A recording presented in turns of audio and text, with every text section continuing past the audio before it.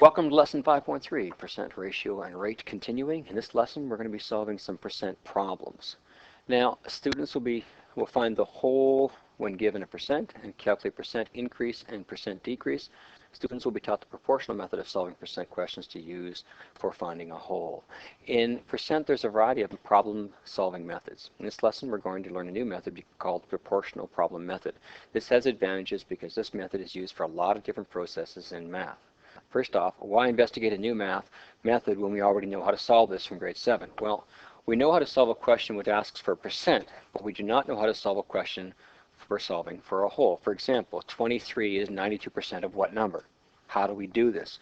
Well, I could let you sit there and play with it for a while, and you might be able to come up with some sort of a steps, but it's not very easy to do. So let's take a look at this on a number line for a second. Jack received a mark of 23 out of 50 on his midterm. What percent did he receive? Well, this one we know how to do. All right. He received 23 marks out of a possible 25. We want to know what percent he received out of 100. So put the two fractions side by side. 23 out of 25 equals x out of 100. Since we're trying to find the number which is a percent, you're looking for the number right here out of 100. So then in that situation, we're going to use our algebra skills after this. To solve this, we're going to multiply both sides by 100. Now, I've done the dividing here first, but I'm going to go back to what we were doing before. 23 over 25 is equal to x over 100. To get the x by itself, you multiply both sides by the denominator. So you're going to have 23 over 25 times 100 is equal to x over 100 times 100. And we know that these cancel, leaving us with x. And 23 divided by 25, I did the math here, it's 0.92. And then you multiply it by 100. That means that you're going to get 92%.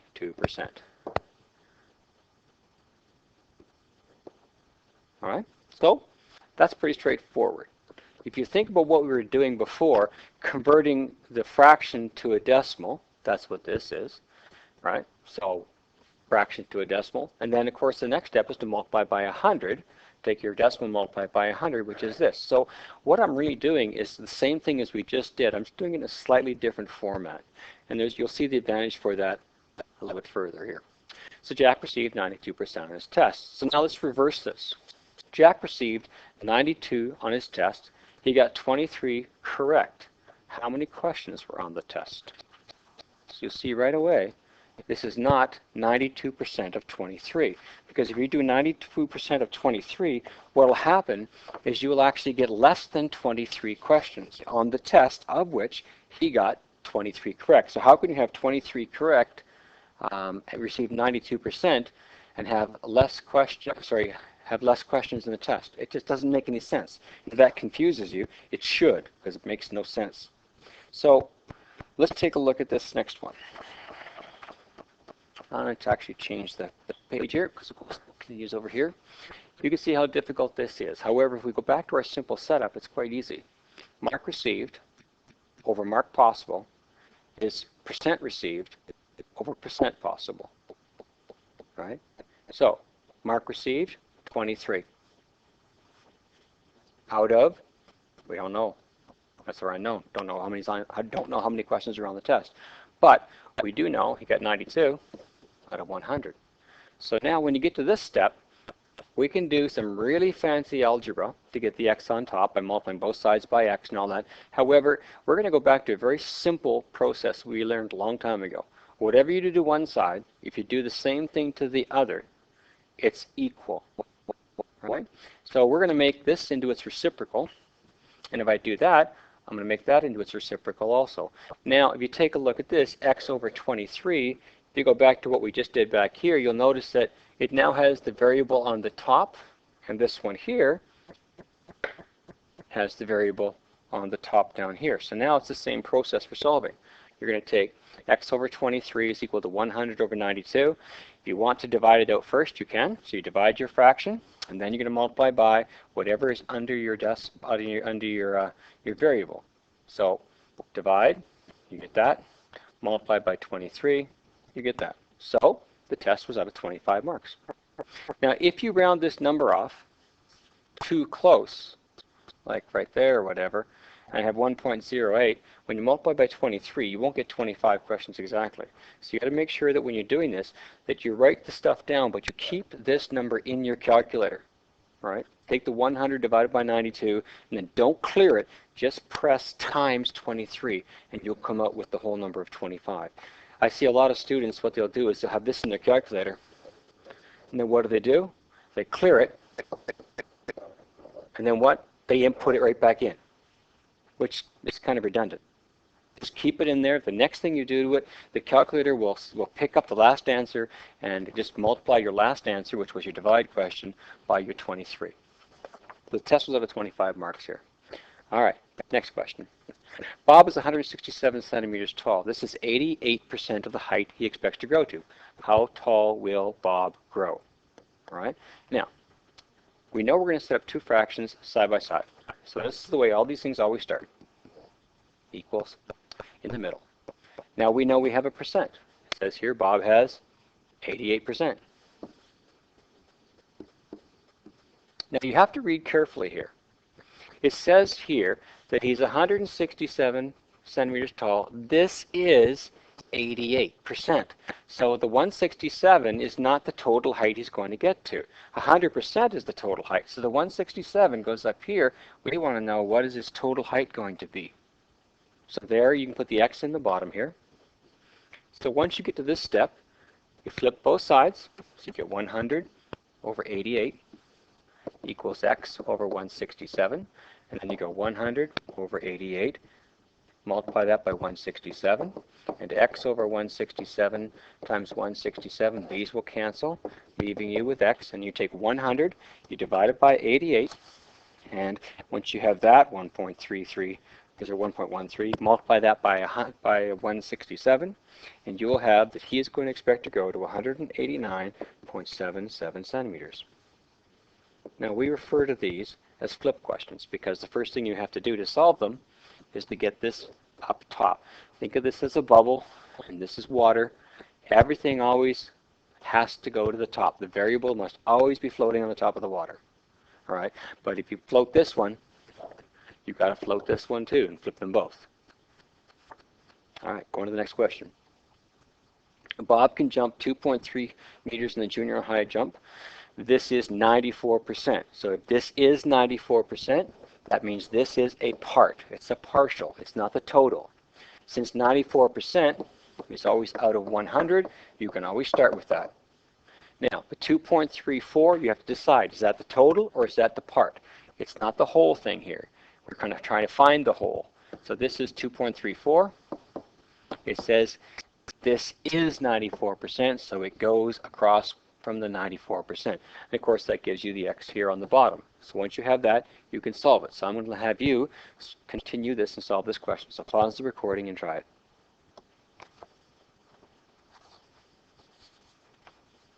All right, so flip it, 100 over 94. Whatever you do to one side, you have to do to the other.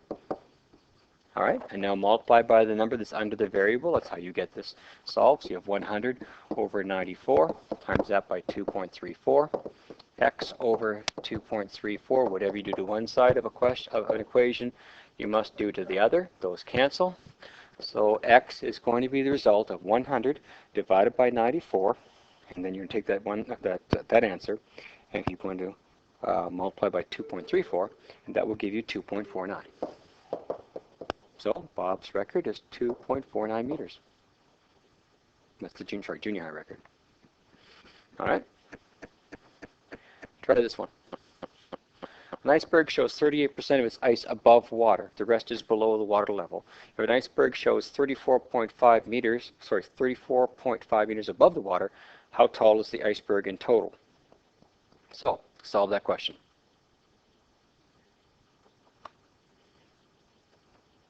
All right. Again, we have a percent, 38%, so you always start out with 38 of 100. Percent is always over 100. It never changes. So now we just have to figure out, where do we put the number? Now, is this the total height of the iceberg, or is it part of the height? If it's the total, it goes on the bottom. If it's part, it's on the top. It says that the iceberg is showing 34.5. An iceberg is showing 38%, so this is the 38%. So 34.5 goes here, and my variable's on the bottom. So now flip it, do the same thing to both sides. Okay, and now the next step is to multiply both sides by 34.5. Whatever you do to one side, you must do to the other.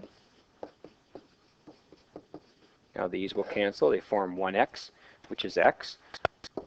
And of course, 100 divided by 38 times 3.44 means that the iceberg is in total 90.79 meters tall. All right. Now remember, it's all about reading the question. If you ever see something like this is 50% or this is 98% or an iceberg shows 34, it is showing 38. If you ever see those things, that makes it a flip question. That means you put your percent in, the number on top of the x, put the x on the bottom, flip it and multiply. Okay? So how much is below water? Well, if 90.79 is the total height, and we know that 34.5 was below water, or sorry, was above water. So let me see if I say this again. 90.79 is the total height. 34.5 is above the water. When you subtract it, you're going to get 56.29 meters. So underneath the water, there's 56.29 meters of ice. All right. Now, sometimes they're very short. Here's a short version of what we just did. 15% is 125 kilograms, and the instructions are find the number that is 15% of 125. Okay? Sorry, sorry. Find the number. 15% is 125. So it's very simple here. This number here is this. You want to find the total. So 15 is out of 100. We know that 125 is the 15. It says so. We need to find the x. So there's your equation. Solve it, please. All right. Now, taking a look at this, flipping it. X over 125. Now again, 100 over 15 times 125. You want to do the same thing to both sides. Make sure you keep algebraic being correct. Don't start skipping sides. So that means that 100 divided by 15 and multiplying by 125 is going to give us 833.33. And it says kilograms here because I have to include them. All right? Now, how is this different from this question?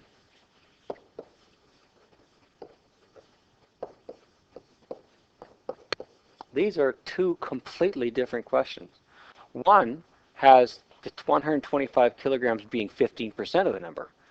This one on the right is 15% of the number.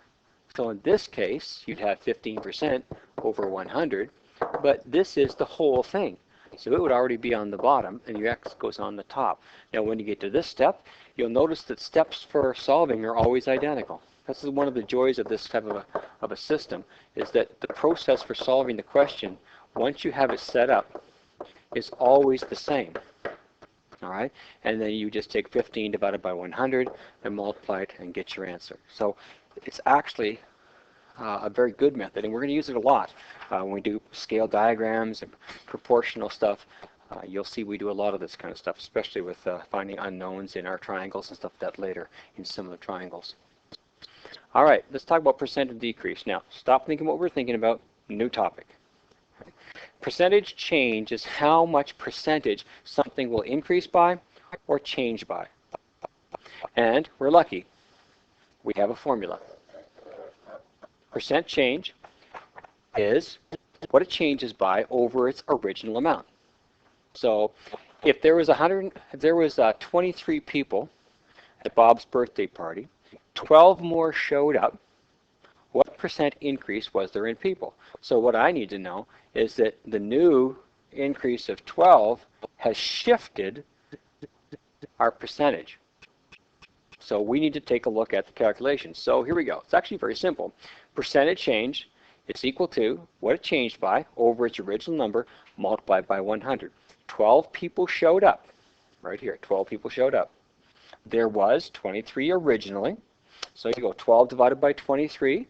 That's going to give you this long number. Keep it in your calculator and just go times, press the times button, 100, and then press equals. You will find you get 52.17. Now I've rounded it off to 2 decimal places. This 3 does not cause the 7 to go up, so it's 52.17 and it stops there. Percentage. So there was a 52.17% increase in people. And if you think about it, your original was 23 and 12 showed up.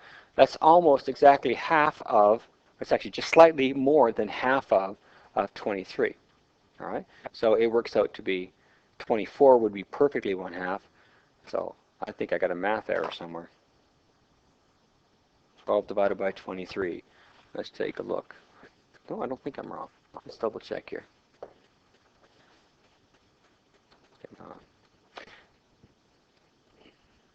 You can watch me check my work for a change. My content, interactive, calculate this. So let's find out if Mr. Edie made a mistake. I don't think he did. But you can never tell. Alright, so what is 12 divided by 23 equals 52? Yep. So yeah, that's right, because 11.5 would be 23 exactly. So no, I didn't make a mistake. Everything's correct. So find out what it changed by. Put that number over the original one, and then multiply by 100, just like we do in our formula here. Let's take a look at our next question. Now, 4 people have to leave. Now remember, there was 23, and 12 showed up. So our total has changed now, hasn't it? We're no longer at 23. We're now at 23 more than what we had. Well, 23 more, plus the 12 that showed up means we now have 35 people there. So at the beginning of this situation where the 4 people had to leave early, now there's 35 people there. So again, our formula is going to be percentage change, or percentage, I guess this is a decrease. Okay, and sometimes we just go PD, percentage decrease, to shorten it up. Now, how can we do the formula? It's always change. Okay, and you can change and go orig for original, orig, times 100. That's the shortest form of the formula you can do. Okay, so PD, percentage decrease, because people are leaving. So how many people left? 4. How many people were there originally? 35. Now don't think it was 23. That was before the 12 showed up. When these people left, there was now 35 there. And of course, you have to multiply that by 100. Now in your calculator, you go 4 divided by 35. Keep it as that, and your calculator will show 0.114285 and some decimals. Just press times 100, and your percentage decrease with those 4 people leaving is going to be 11.43%. All right? Now, this is a percentage decrease because it went down. You can also have percentage increases. Okay? A percentage increase is, we just call it PI. So percentage increase, it's the same formula, change over original times 100%. All right? Now, I'm going to have to do a little bit of work here. It says here the price of gas rose from 102 to 128. So what did it go up by? Well, it went up by 26 cents. If you're not quite sure how to do that, 1.28, take away 1.02, just do the subtraction. 8 take away 2 is 6, 2 take away 0 is 2, 1 take away 1 is 0, and bring your decimal down. Or you could use your calculator, I suppose. So it's 26 cents. So my calculation, my percentage increase, my change was 0.26. Now be careful. What was the original? Well, it went up from this to that. So this is my original, 1.02 times 100. If you get those two numbers mixed up and you put 1.28 on the bottom, unfortunately, you will get the question incorrect. So then, doing your math then, percent increase, you take 0.26, you divide it by 1.02, leave it there, all right, and then multiply by 100, and you'll get 25.49%. So how I'm going to mark this? Well, this is a formula-based problem, so it's formula, substitution, answer. 3 marks every time. Okay, and don't forget, this is a percentage, so you have to have your percentage sign. All right, here we go. I want you to try this one without my help. Just pause the recording and find out what the percent change was. All right, so here we go. It's a percent decrease, so percent decrease is equal to the change over the original times 100%. Now, reading carefully, what did it change by? Well, it says here the store owner had extra iPods for sale. He decreased the price from this down $50. Now, not down to $50, just down $50. That means it was changed by 50. The original was $299.99. Times that by 100. So you should have gotten this.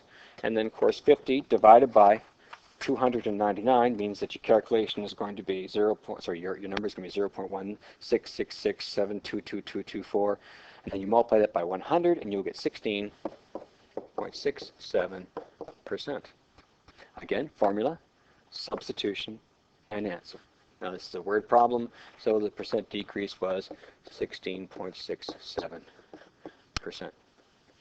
Let's take a look at the next step. People started buying the iPod so quickly, he decided to put the price back up by $50. So he's going to put it back to the original number. What was the percent change? Now, your first instinct is going to say, well, if it came down by $50, and that was 16.67, if I put it up by $50, it should stay at 16.67. But that is not true.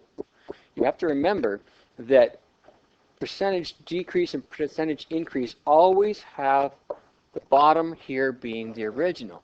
When he first put the numbers down, the original price was $299.99. Now on this one, he's going to raise it by $50. So we have to figure out what the price was before he did this. So we have to do a little bit of a change here. Okay, so we know that it was $299.99, and he decreased it by $50. So this is $249.99. So this was the price after he did the decrease. So now this becomes my original. So let's take a look at what happens with our math. Percentage change, or sorry, percentage increase, I guess, it's equal to change over original times 100%. Formula. Percentage increase, $50, over $249.99 times 100%. Now, when you do that, something strange happens. The percentage increase becomes 20%. Why is that so? It doesn't make sense. If it goes down by $50, and that was 16%, how come when I put it up $50, it didn't stay at 16%? I told you before, the original numbers determine the percentage increase and decrease. When you were decreasing, your original price, so your original number was larger. When you were increasing, your original number was smaller. So that's why that takes place. So why is the percent change different? It goes down to this. The original prices were different. Okay. The first one, $299.99 and $249.99. Okay. In the equation that we use,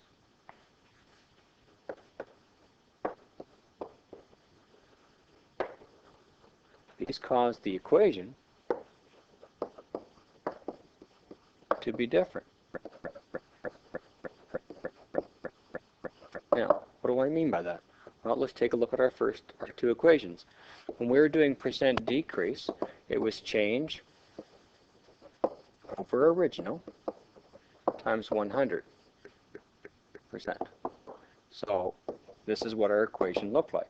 Our change was $50. We know that. The original was $299.99 times 100%. Now let's take a look at the next one. What happens when the price went up? Well, when our percent increase was change over original times 100%. But in this case, even though the change was increased by 50, my original was 249.99. And you'll see right here, those are different. So what happens is this 50 is a larger part of 249 than this 50 is of 299. So that means that this percent here is going to be greater than the percent over there. And we found that out. This was a 20% increase, and this was 16.67. Okay, that brings us to the end of lesson 5.3. Watch it over and over again until you get it. If you have any questions, come in and talk to me, and we will see you in the next lesson.